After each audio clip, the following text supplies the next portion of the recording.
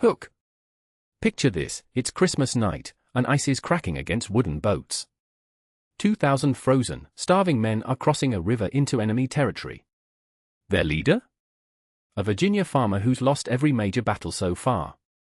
If he fails tonight, the American Revolution dies here. The wind howls. The current fights them. Some of these men have no shoes, their bloody footprints will mark the snow on the march ahead. But they keep rowing. Because George Washington has promised them something worth dying for, freedom. Quick preview. Today we're witnessing the birth of a nation. We'll watch Benjamin Franklin charm the courts of Europe, join Thomas Jefferson as he puts quill to parchment, and march with Washington's desperate army through their darkest hour and their greatest triumph. This is 1776, the year America was born. Context. We're standing at the edge of revolution. The world's mightiest empire faces a ragtag collection of colonies who decided they'd rather die free than live as subjects. In London, King George III dismisses them as rabble. In Philadelphia, a group of remarkable men are about to prove him wrong. The year opens with a standoff. Washington's Continental Army has the British bottled up in Boston, but they lack the firepower to drive them out.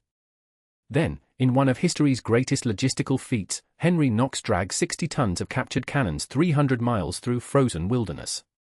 Picture the scene, massive cannons on ox-drawn sleds, struggling across frozen lakes that could crack at any moment. When the ice gives way on Lake George, Knox's men fish the cannons out of freezing water and keep going. Nothing will stop them. When those cannons appear overnight on Dorchester Heights, the British commander can't believe his eyes. Within weeks, the entire British army evacuates Boston.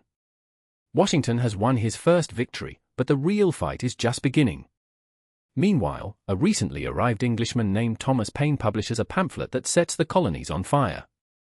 Common Sense sells 150,000 copies in months, in a country of just 2 million people.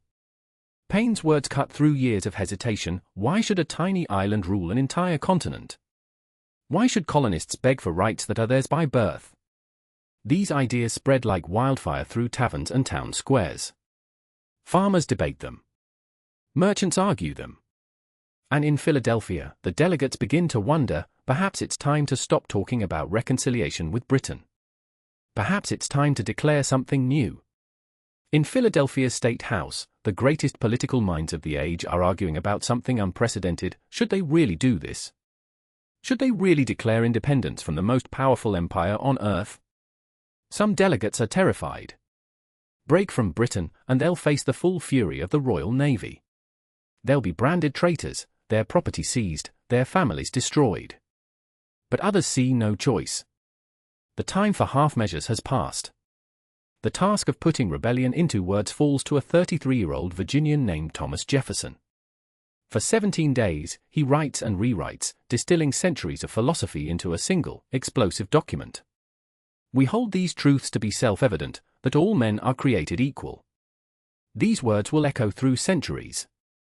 They'll inspire revolutions in France, in Haiti, across Latin America. They'll be quoted by abolitionists and civil rights marchers. But on this summer day in Philadelphia, they're just ink on parchment, dangerous, treasonous ink. Benjamin Franklin and John Adams help refine the text. When Jefferson objects to their edits, Franklin consoles him with a story about a hat maker whose sign was edited until only a picture of a hat remained. The lesson? Focus on what matters. And what matters is this: they are about to tell the world that governments derive their power from the consent of the governed. On July 4, 1776, the Continental Congress adopts the Declaration of Independence. John Hancock signs first, his signature so large King George can read it without spectacles. As the delegates step forward one by one, they know exactly what they're signing, their own death warrants if they fail. If the revolution collapses, every man in this room will hang. Benjamin Franklin breaks the tension with his famous quip, "We must all hang together, or most assuredly we shall all hang separately." When the news reaches the streets, church bells ring across Philadelphia. The declaration is read aloud to crowds. In New York, soldiers tear down a statue of King George and melt it into musket balls. A new nation has declared itself.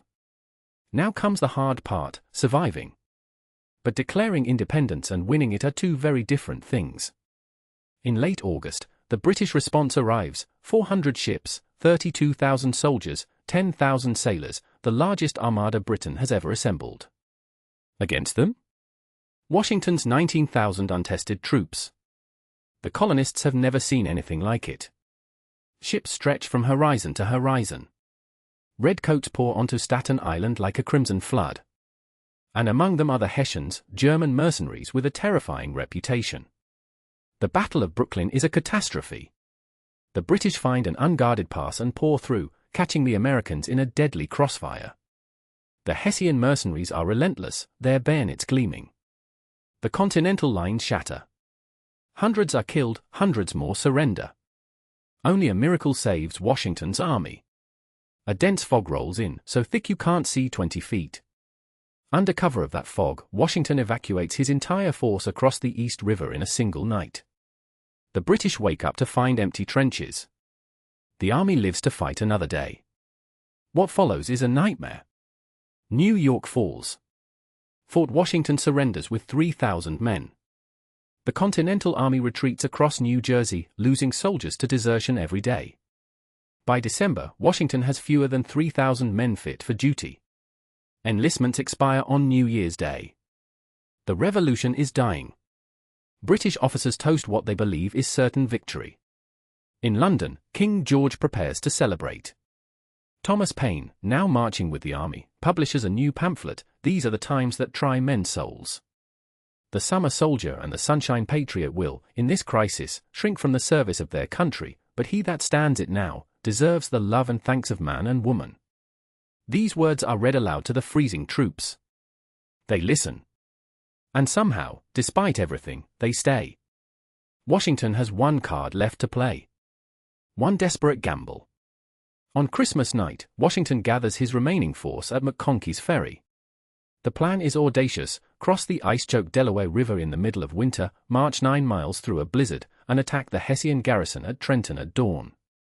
It's insane. It shouldn't work. But neither should this revolution. The crossing takes 9 brutal hours. Ice chunks slam against the boats. Men's feet freeze. 2 soldiers die from exposure. The password for the night is victory or death, and they mean it. But by 4 a.m., they're across. The march to Trenton is even worse. Sleep blinds the soldiers. Muskets become useless when their powder gets wet. Washington's response? Use the bayonet. Many of his men don't even have bayonets. But they keep marching. Bloody footprints in the snow mark their path. They are beyond exhaustion, beyond cold, beyond fear. They have become something else entirely. At 8 a.m., the attack begins. The Hessians, celebrating Christmas with rum and cards, are caught completely off guard. Cannons roar. Americans charge through the streets. Hessian officers try to form their men, but it's too late. In 45 minutes of furious combat, Washington captures nearly 900 prisoners. Not a single American is killed in battle. The impossible has happened. The dying revolution has struck back. 8 days later, Washington strikes again at Princeton. When American lines begin to break, Washington himself rides between the 2 armies, within 30 yards of British muskets, rallying his men. An aide covers his eyes, certain his commander will be killed. When the smoke clears, Washington is untouched. The British are running. In 2 weeks, Washington has transformed the war. The revolution that seemed dead has roared back to life. Volunteers flood into the army. France, watching from across the Atlantic, begins to believe these Americans might actually win. While Washington fights, Benjamin Franklin sails for France. He arrives as a celebrity, the lightning-taming philosopher, the voice of the New World. He plays the role brilliantly, wearing a simple fur cap while French aristocrats powder their wigs. The ladies of Paris adore him. Franklin understands something crucial: America cannot win this war alone. It needs French gold, French guns, French ships. And to get them, he must convince the most powerful court in Europe that betting on America is worth the risk. Franklin's mission is critical: convince France to support the revolution with money, weapons, and eventually soldiers. It will take another year, but the groundwork he lays in 1776 will prove decisive. France smells a chance to humble their British rivals, and Franklin gives them every reason to believe America will win. Rap UP. And so 1776 closes with the world transformed. 13 colonies have declared themselves a nation, backed by the most radical document in political history. An army that seemed doomed has risen from the ashes. And across the Atlantic, the great powers are beginning to realize this revolution might actually succeed. The year that began with a pamphlet ends with a charge across frozen rivers. The summer soldiers have gone home, but those who remain, the ones who stood when standing seemed hopeless, have given birth to something new. They didn't know if they would win. They didn't know their names would be remembered for centuries. They only knew that some things are worth fighting for, even when victory seems impossible. The American experiment has begun. And nothing will ever be the same. And that was 1776. Thank you for joining us on this journey through history. We'll see you in 1789.